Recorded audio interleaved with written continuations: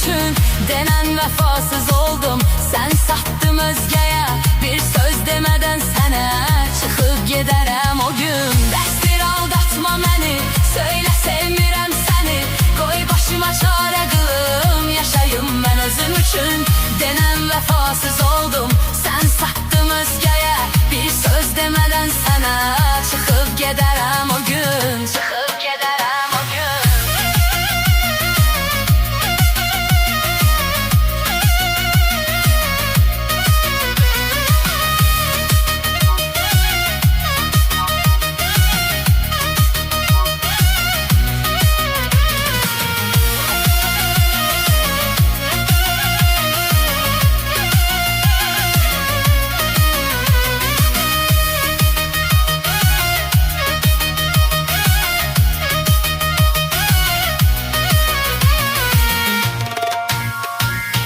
Ben seni çok sevirdim, hem de çok inanırdım.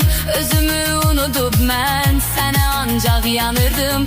Düşünürdüm bir gün mənə karşı çıkarsan, hiç ruhun incimeden yüreğinden atarsan. Bəsdir aldatma məni, söylə sevmirəm səni. Qoy başıma çarə qılım, yaşayım mən özüm üçün denen vefasız oldum. Sen sattım özgeye, bir söz demeden sənə çıxıb gedərəm o gün.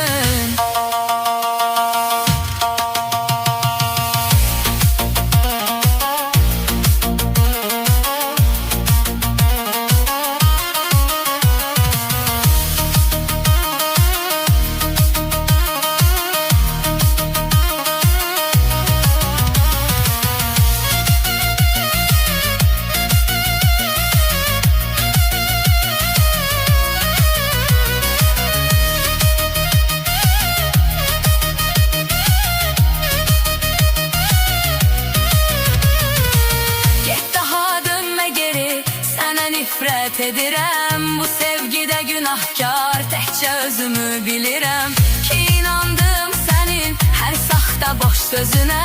Bu imiş sevgin sənin, saxla qalsın özünə. Bəsdir aldatma məni, söylə sevmirəm səni. Qoy başıma çarə qılım, yaşayım mən özüm üçün denen vefasız oldum.